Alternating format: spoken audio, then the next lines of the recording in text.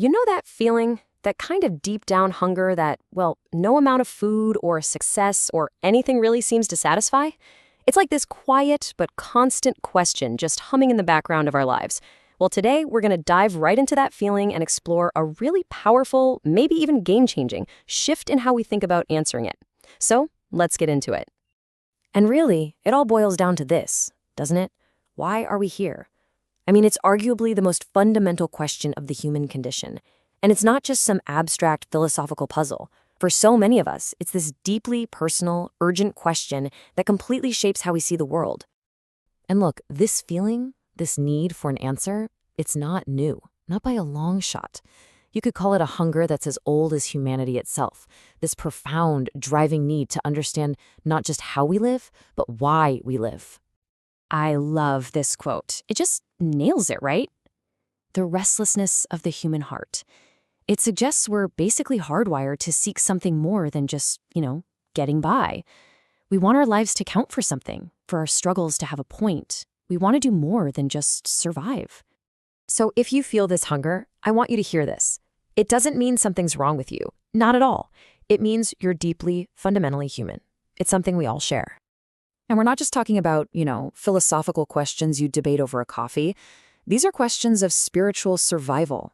They cut right to the core of how we navigate the toughest parts of being alive, how we choose to spend our precious time, how we get through loss, and how we can possibly face our own mortality without falling apart. Okay, so how do most of us go about this search? Well, a lot of the time, we frame it in a way that almost guarantees we'll end up frustrated. It's what you might call the misframed search. And this is a huge one, right? The idea that meaning is just out there somewhere, like it's buried treasure, and if we just dig long enough, or read the right book, or go on the right journey, we'll finally unearth it, and ta-da, we're done. So with this treasure hunt model, meaning becomes this destination you have to arrive at. But what if you can't find the map? What if you dig for years and just come up empty-handed? It's an approach that can leave us feeling like we failed at the most important task we have. So, if that's the wrong way to look at it, what's the right way?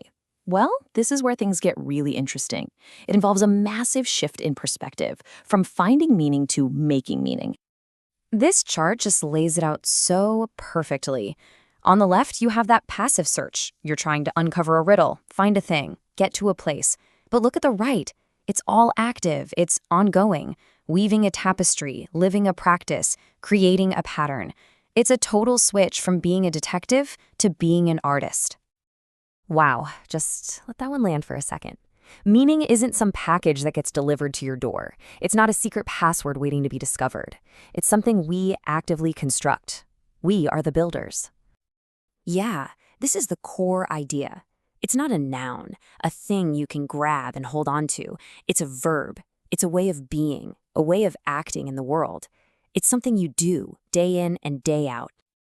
All right, so if we're the artists, the weavers of this tapestry, what are our tools? What are we working with? Let's take a look at the actual threads we all have at our disposal. And here's the best part. You don't need to go on some grand quest to find special ingredients. The threads you need to weave your own tapestry of meaning, they're already part of your life. Right here, right now. Just look at this list. These are your threads, the raw materials of your life. Some are beautiful, right? Like love and curiosity. Others are pretty tough, like the fact of our own mortality. But all of them, our sense of who we are, what we believe, how we help others, how we see the world. These are the materials we get to create with. And this quote, I just love this. It's so important. This isn't some prophet telling you how to live from up on a mountain. It's an invitation to a shared human project, an exploration we're all on together. We're all just fellow travelers trying to figure this out. Okay, so this brings it all home. How does this actually play out in our day-to-day lives? What does it look like? And that's the key, isn't it? This isn't a one-and-done kind of deal. You don't just weave your tapestry, hang it on the wall, and call it a day. No, it's a live-in thing. Something you renew and add to with your choices, your actions, your attention, every single moment. I mean, what a powerful way to frame it. Life is constantly asking that big question. Why are you here? What matters? And our answer? It isn't something we say, it's something we do. The way we spend our time, who we love, what we create, how we face challenges. That is our answer. Our entire life becomes the answer. So maybe, just maybe, we've been asking the wrong question all along. Instead of this huge, overwhelming, what is the meaning of life? Perhaps the better question, the more immediate and empowering one, is right here, with the threads you have in your hands right now. What pattern will you create today?